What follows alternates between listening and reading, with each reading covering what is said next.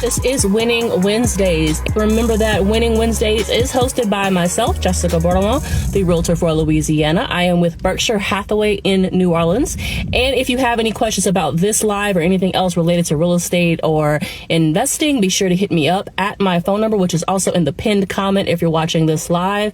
But if you're not watching this live, my number is 504-535-4353. Today's topic for Winning Wednesdays is real estate hacks. And I have a few of the real estate hacks written down so we can go over them.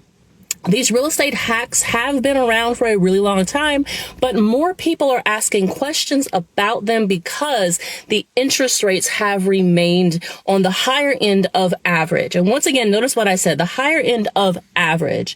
So a lot of people who came newly into real estate, as far as whether it's home ownership or investing around the time of 2021, were blessed with the introduction of a 3% interest rate. And so for a lot of people, that became what they thought the norm should be. That's not the norm, and it's actually not healthy for the economy at large. Right now, we're having a more normal interest rate environment, which is typically that 5 to 7% interest rate. And so if you're interested in learning about how to get around, what are some hacks, what are some ways that you can save money up front until the interest rate drops, here's some information for you guys. So the first thing that I want to talk about, and I'm going to start with these real estate hacks in terms of more expensive to least expensive as we go through it. So the first group of real estate hacks related to interest rates, specifically interest rates, is going to be the buy down methods. So there are a couple of different buy down methods. Some of them are paid by the seller. What does that mean? That means that the seller agrees to pay extra money up front so that you as the buyer can get a lower interest rate and a lower monthly payment. But when the seller pays for the lower interest rate, it is a temporary buy down. So what does that mean for you if you're buying? Well, what that means for you as a buyer is that you want to be sure that you can refinance that mortgage while the interest rate is still low and lock in a lower rate. Okay, so that's what that means. What does that mean for you as the seller? If you are selling a property right now, it is a great idea to consider adding that to your marketing package for the property if you are willing to offer funds toward a seller buy down.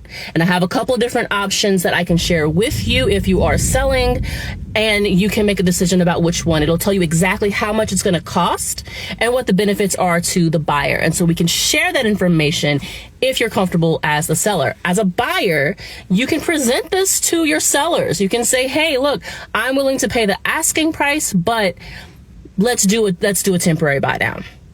The other version of buying down your interest rate, remember this is just one of the real estate hacks, is for the buyer yourself to buy down your own interest rate.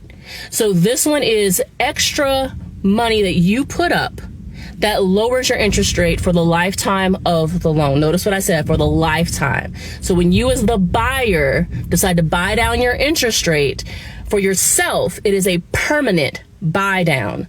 So that is the first portion of real estate hacks that I want to throw out there. And once again, this is the buy down method. This is buying down your interest rate, whether the seller does it for you or you do it for yourself. It is always more beneficial for you if you buy down your own interest rate because it locks it in permanently throughout the lifetime of the loan. But it does cost you more than if the seller buys it down on your behalf.